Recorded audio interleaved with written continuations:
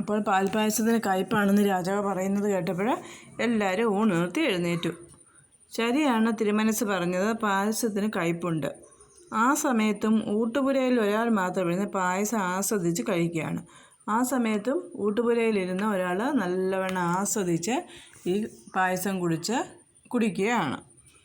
പണ്ഡിതന്മാർ അടക്കം പറഞ്ഞു, ധിക്കാരിയായ നമ്പ്യാരാണത്, ഭക്ഷണക്കൊതിയൻ, രാജാവിനെ ധിക്കരിക്കുന്നു, അവന് തക്ക ശിക്ഷ ഇപ്പോൾ കിട്ടും. അപ്പോൾ നമ്പ്യാരിരുന്ന് കഴിക്കുന്നത് കണ്ട് ആൾക്കാർ അങ്ങോട്ടും ഇങ്ങോട്ടും പറഞ്ഞു, അഹങ്കാരിയായിട്ടുള്ള നമ്പ്യാരാണിത്, അവനൊരു ഭക്ഷണക്കൊതിയനാണ്, ആഹാരത്തോട് ഭയങ്കര കൊതിയാണ് അവന് രാജാവിനെ ധിക്കരിച്ചിട്ട് രാജാവിനെ അനുസരിക്കാതെ അവിടെ ഇരുന്ന് കഴിക്കുകയാണ്, ഇപ്പോഴവൻ അതിനുള്ള ശിക്ഷ കിട്ടുമെന്ന് പറഞ്ഞു. രാജാവ് ദേഷ്യഭാവത്തോടെ നമ്പ്യാരുടെ സമീപത്തേക്ക് കടന്നു. രാജാവ് ദേഷ്യഭാവത്തോടെ നമ്പ്യാരുടെ അടുത്തേക്ക് ചെന്നു. അടുത്തിരിക്കുന്ന പാത്രത്തിൽ നിന്ന് പായസം ഇലയിലേക്ക് പകരുകയാണ് നമ്പ്യാർ. രാജാവ് തെല്ലുറക്കെ ചോദിച്ചു. അപ്പോൾ അടുത്ത് പായസത്തിൻ്റെ പാത്രം ഇരിപ്പുണ്ട്. ആ പാത്രത്തിൽ നിന്നും നമ്പ്യാർ ഇലയിലേക്ക് പായസം ഒഴിക്കുകയാണ്. അപ്പോൾ രാജാവ് ദേഷ്യത്തോടെ നമ്പ്യാരോട് ചോദിച്ചു, എന്താ നമ്പ്യാരെ ഇത്? പാൽപ്പായസത്തിന് കയ്പില്ലേ? എന്താണ് നമ്പ്യാരെ ഇത്? പാൽപ്പായസത്തിന് കയ്പല്ലേ? പിന്നെ നീ എന്താണ് പായസം ഒഴിച്ച് കുടിക്കുന്നത്? പാൽപ്പായസത്തിന് കയ്പല്ലേ എന്ന് ചോദിച്ചു.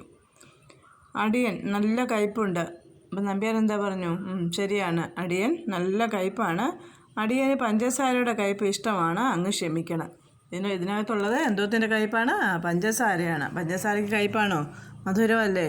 പിന്നെ പഞ്ചസാരയുടെ ഭയങ്കര കയ്പാണ്. ആ കയ്പ് എനിക്കിഷ്ടമാണെന്ന് നമ്പ്യാർ പറഞ്ഞു. ഇങ്ങനെ പറഞ്ഞുകൊണ്ട് നമ്പ്യാർ പായസം വീണ്ടും വലിച്ചു കുടിച്ചു. ഇങ്ങനെ പറഞ്ഞിട്ട് പിന്നെ നമ്പ്യാർ പായസം കുടിക്കാൻ തുടങ്ങി.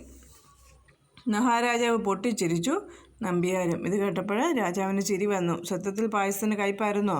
അല്ല, നല്ല മധുരമായിരുന്നു. അപ്പം ബാക്കിയുള്ളവർ കള്ളം പറഞ്ഞത്, അല്ലെങ്കിൽ രാജാവ് പറയുന്നത് കേട്ടിട്ട് ബാക്കിയുള്ളവർ എഴുന്നേറ്റത് ഓർത്ത് മഹാരാജാവും നമ്പ്യാരും പൊട്ടിച്ചിരിച്ചു. അപ്പോഴാണ് തങ്ങളൊരു പരീക്ഷണത്തിന് വിധേയരായതാണെന്ന് എല്ലാവരും അറിയുന്നത്. അപ്പോഴാണ് എല്ലാവർക്കും മനസ്സിലായത്, രാജാവ് തങ്ങളെ പരീക്ഷിക്കുകയായിരുന്നു.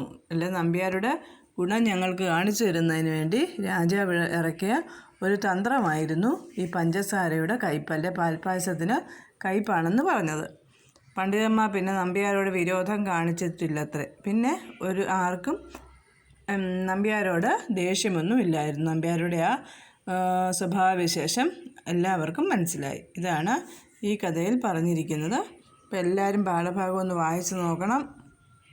ഒന്നല്ല, പല പ്രാവശ്യം വായിച്ചു നോക്കണം. വായിച്ചിട്ട് എന്തെങ്കിലും സംശയങ്ങളോ എന്തെങ്കിലും ഉണ്ടെങ്കിൽ ചോദിക്കണം. അതുപോലെ തന്നെ വായിക്കുന്നതിൻ്റെ ഓഡിയോ എനിക്ക് ഇട്ട് തരികയും വേണം. ഓക്കെ.